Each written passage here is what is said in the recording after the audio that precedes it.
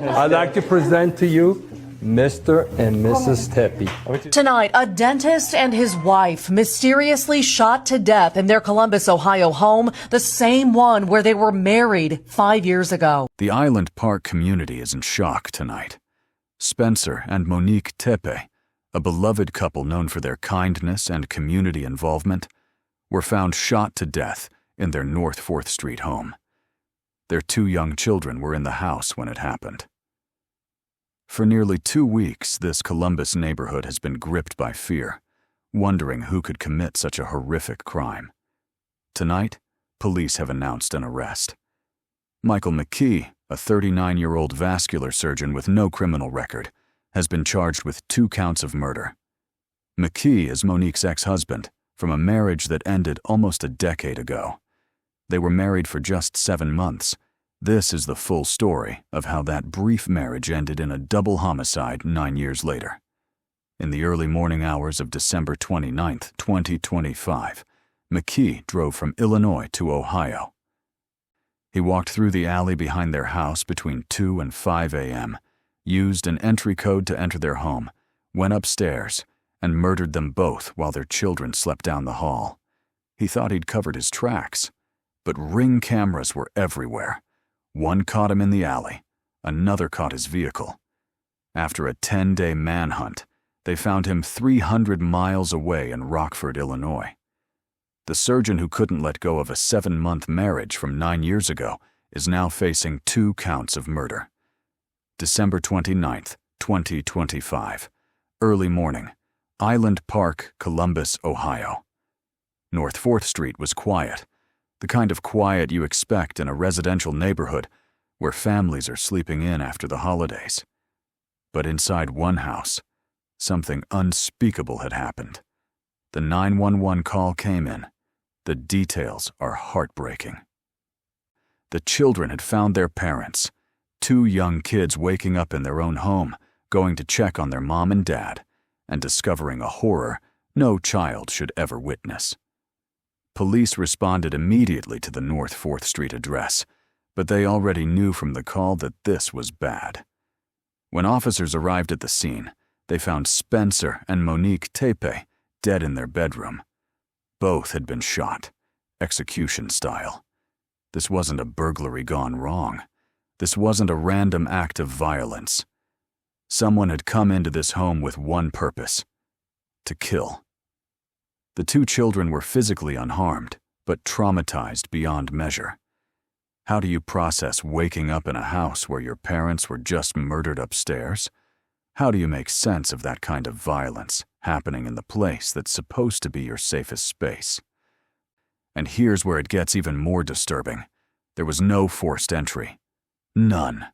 No broken windows, no kicked-in doors, no pried locks. Whoever did this walked through the front door like they had every right to be there. There were no signs of struggle at the entry points. The family dog was unharmed and hadn't attacked the intruder. Everything pointed to one chilling reality: the killer had access. They knew this house. They knew the code. Detectives began processing the scene, and the questions started piling up. Who would do this? Why would someone execute 2 people in their own bedroom while children slept in the same house? And most critically, how did they get in? This wasn't some stranger who broke in through a window. This was someone who walked right through that door. Someone who knew the layout well enough to go straight upstairs to the bedroom. Someone who was comfortable enough in this home to move through it without hesitation. As word started to spread through the Weinland Park community, fear took hold. People began hearing rumors, fragments of information. A couple murdered in their home. Children found them. No break-in. Neighbors started looking at each other differently, checking their locks, wondering if whoever did this was still out there. If someone could walk into the Tepe's home with an entry code and execute 2 people while their children slept, what was stopping them from doing it again? The violation was complete. Home is supposed to be sanctuary, the place where you lock the door and feel safe, the place where your children sleep without fear. But on December 29th, 2025, that sanctuary was shattered. Someone walked into this home like they belonged there and murdered 2 people while children slept down the hall. The investigation had just begun, and one question dominated everything. Who had access to this home? Before we talk about how they died, we need to talk about how they lived, because Spencer and Monique Tepe weren't just victims. They were neighbors, friends, parents building a life filled with love and promise. Spencer Tepe was a dentist with an established practice in Columbus, the kind of professional who built relationships with his patients over years, who remembered their kids' names, who made people feel comfortable even when they were anxious about being in the dental chair. He'd worked hard to build that practice, and it showed in how his patients talked about him. Monique was a devoted mother and community volunteer, the kind of woman who showed up, whether it was school events, neighborhood initiatives, or just being there for a friend who needed help. Monique was present. She poured herself into her children and her community, and people noticed. Both Spencer and Monique graduated from Ohio State University. Buckeyes through and through. They were proud of that connection, proud of where they'd come from, proud of the life they'd built in Columbus. Weinland Park wasn't just where they lived. It was their community, their home in every sense of the word, and their neighbors loved them. You hear that phrase a lot in cases like this, but with the Tepes, it was genuinely true. They'd wave every morning, one neighbor remembered. The kind who shovel your driveway when it snows, said another. Always had time to chat, always smiling. These weren't people who just existed in their neighborhood. They were woven into the fabric of it. Their 2 young children were well cared for, happy. You could see it in how the family moved through their days. Regular routines, familiar faces, the comfort of a life built on stability and love. Their home on North 4th Street was well maintained and family-friendly, part of a tight-knit block where people looked out for each other. Spencer and Monique were planning to celebrate an upcoming anniversary. They had plans. They had a future. Date nights to schedule, vacations to take, milestones to celebrate with their kids. First days of school, graduations, weddings someday. All of it ahead of them. They had no known enemies, no conflicts with neighbors, no drama, no feuds.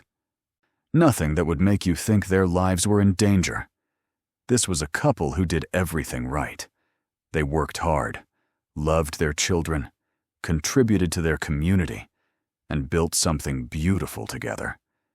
And that's what makes this so heartbreaking, because on December 29th, all of that was stolen, not just from Spencer and Monique, but from their children. Those 2 kids lost their parents, yes, but they also lost their future with them. Lost every birthday hug, every proud moment, every piece of advice, every "I love you" they should have had for decades to come.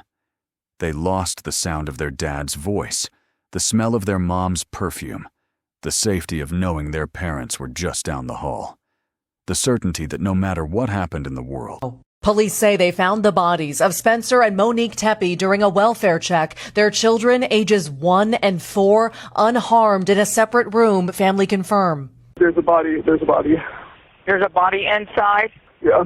It all started around 9 a.m. Tuesday when Spencer's boss called 911, concerned he didn't show up to work. He is always on time, and he would contact us if there was any issues whatsoever. We're very, very concerned because this is very out of character. Less than an hour later, a 911 call from outside the house. I can hear kids inside, and I swear I think I heard one yell, but we can't get in. Within minutes, a chilling update. He appears dead. There's blood. Police are investigating the case as a double homicide, finding 3 spent 9mm casings at the scene, according to the police report. Spencer, what can I say? From day one, I knew you were something special. Tonight, family describing Monique as a loving, patient, and joyful mother whose warmth defined her, and Spencer as a devoted and proud father, a loving partner, and a friend to everyone he met. Adding, "We are heartbroken beyond words. Our family is committed to seeing this tragedy fully and fairly brought to justice." Maggie Vespa, NBC News. They had two people who would always be there. Spencer and Monique Tepe had everything to live for. A thriving practice, beautiful children, a community that embraced them and each other. They were living the life they'd built together, the life they'd chosen. And someone took it all away. Now we need to rewind. More than 9 years in the past. Before Spencer, before the children, before the life in Weinland Park. Back to when Monique met someone else. His name was Michael McKee. They both had Ohio State connections. It's a big school, but sometimes paths cross in ways that feel meant to be. The relationship developed. Things moved forward. And eventually, it led to marriage. On the surface, it probably looked like a success story. Two people with bright futures coming together to build a life. But something was wrong from the beginning. We don't know all the details of what happened behind closed doors in those 7 months. What we do know is that the marriage lasted only 7 months. 7 months. Most couples are still in the honeymoon phase at that point, still figuring out whose turn it is to do the dishes, still learning each other's quirks. But Monique saw something, felt something, knew something, and she made the hard decision to leave. Think about what that takes. The courage to admit that the person you married, the commitment you made, the future you imagined, it's not going to work. The strength to walk away from something that's supposed to last forever when you realize it won't. The clarity to trust your instincts, even when everyone's asking if you're sure, if you've tried hard enough, if you're giving up too soon. Monique didn't make excuses. She didn't wait for it to get worse. She didn't convince herself things would improve. She got out. The divorce was finalized 9 years before her death. They had no children together, which made the separation cleaner in some ways. No custody battles, no forced contact, no reason to stay in each other's lives. By all accounts, it was a clean break. McKee moved to Illinois. Monique stayed in Ohio. They went their separate ways, or so it seemed. Years passed with no contact, no drama, no threats, no restraining orders, nothing that would make anyone think there was lingering danger. And Monique moved forward with her life. She did what you were supposed to do after a failed marriage. She healed. She opened her heart again. She met Spencer Tepe, and this time it was different. This time, it was real. They fell in love. They built something genuine. They started fresh. That 7-month marriage to Michael McKee became ancient history, a chapter closed, a lesson learned, something that happened in the past but had no bearing on the present. Everyone thought it was over. Why wouldn't they? 9 years had passed. McKee was in Illinois, living his own life. Monique was in Ohio, thriving in hers. Time and distance had created what felt like safety. She did what so many struggle to do. She got out early. She didn't make excuses. She didn't wait for it to get worse. She left. And for 9 years, everyone thought that was the end of it. But closed chapters don't mean the same thing to everyone. For Monique, that marriage was over. Done. Part of a past she'd moved beyond. She'd found real love, built a family, created the life she deserved. For McKay, apparently, it was unfinished business, and 9 years of distance didn't mean 9 years of healing.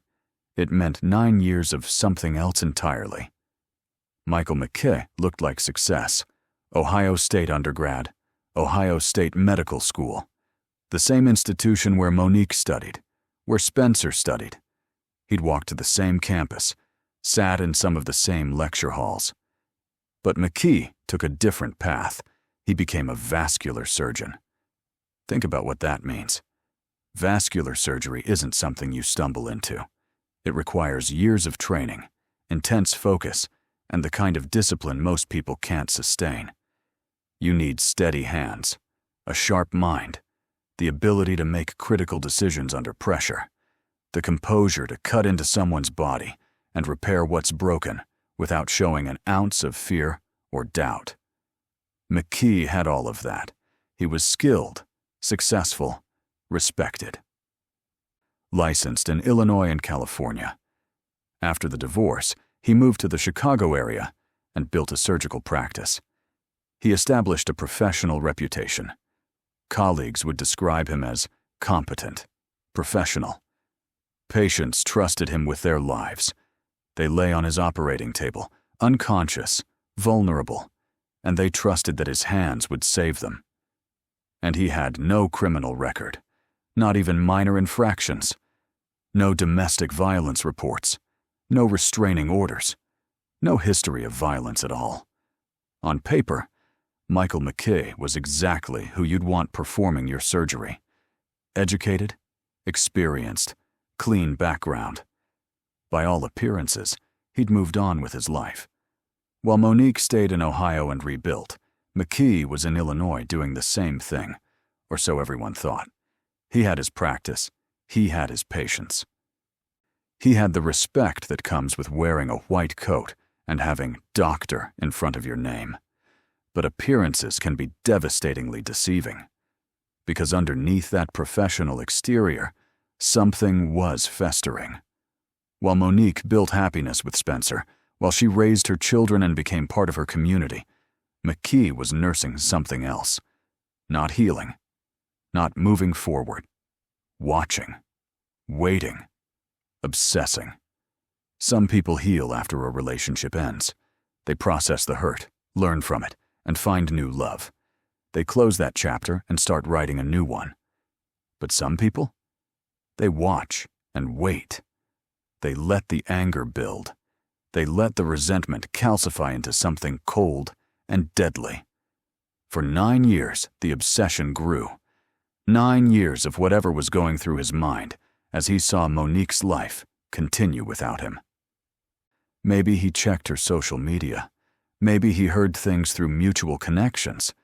Maybe he just imagined it. But somehow, he knew she was happy. And he couldn't stand it. The scariest killers aren't always the ones who snap in a moment of passion. They're the ones who plan it out, who wait for the perfect moment, who use their intelligence to try to get away with it. And McKee had all the tools, the same planning skills that made him a surgeon, he applied to plotting murder. The same precision he used to save lives, he turned toward taking them. McKee had steady hands, a sharp mind, and the discipline to get through medical school. He knew how to plan. He knew how to execute. And on December 29, 2025, he used every bit of that training, not to heal, but to destroy. Success and education don't prevent violence. Sometimes, they enable it. They create a facade that no one questions. They provide the intelligence to plan something terrible and the credibility to seem above suspicion. Behind the white coat, beneath the professional reputation, Michael McKee was planning murder. And nobody saw it coming. Let's talk about what happened in those 9 years, because this is where the story gets truly disturbing. McKee wasn't healing. He wasn't moving on. He was watching. From Illinois, apparently living his successful life as a surgeon, McKee was keeping tabs on Monique. We don't know exactly how. Maybe social media, maybe mutual connections, maybe he just couldn't stop himself from checking in. But somehow, he knew. He saw her marry Spencer. He knew about the children. He was aware of her happiness, her community involvement, the life she'd built. And every milestone fueled his rage.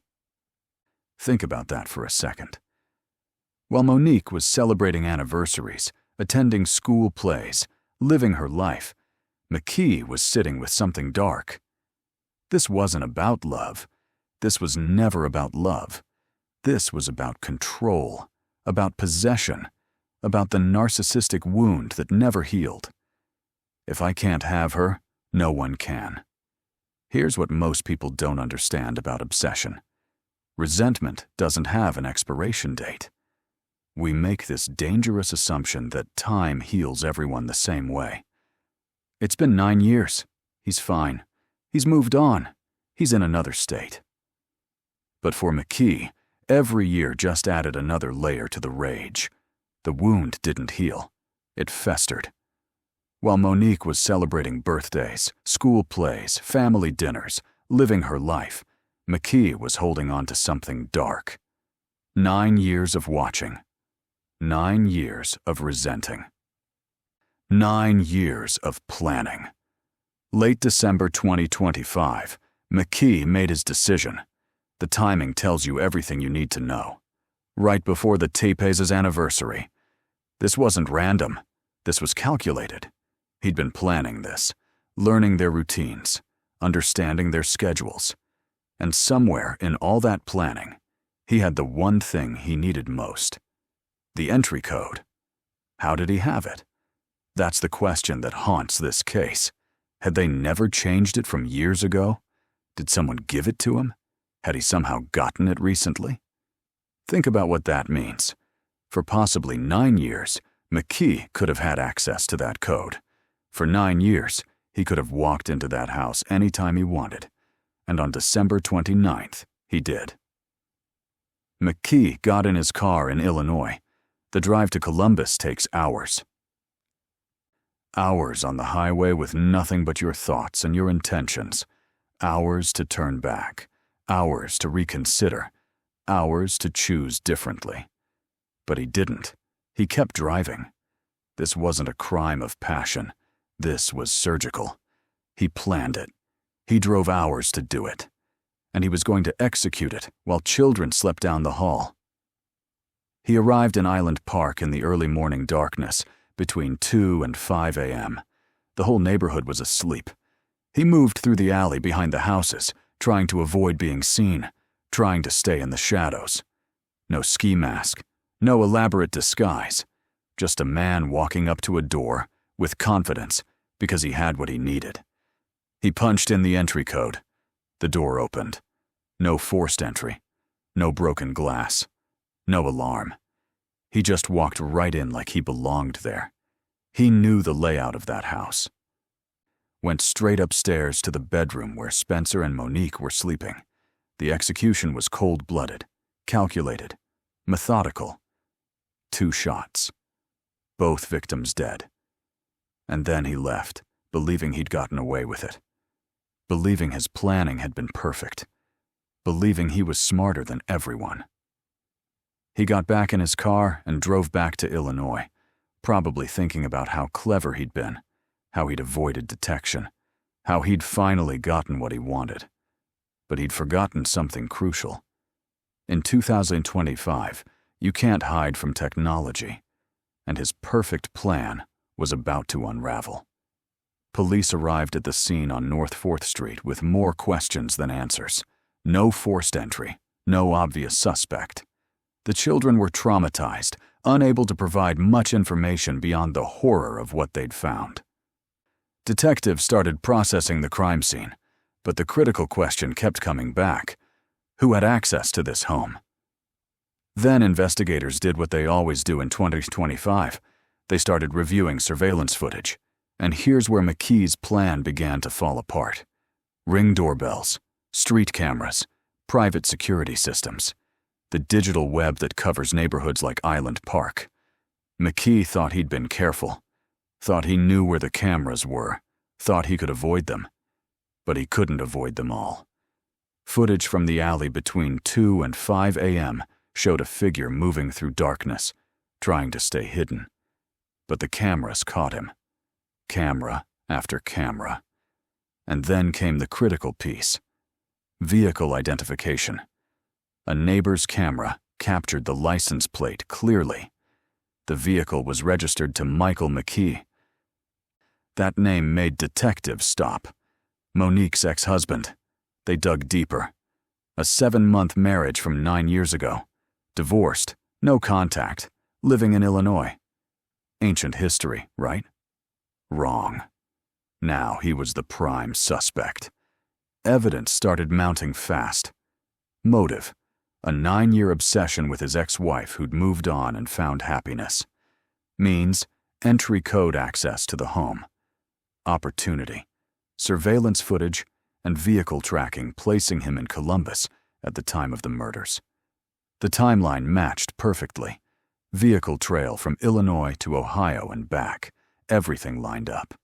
He thought he was smart enough to dodge the cameras.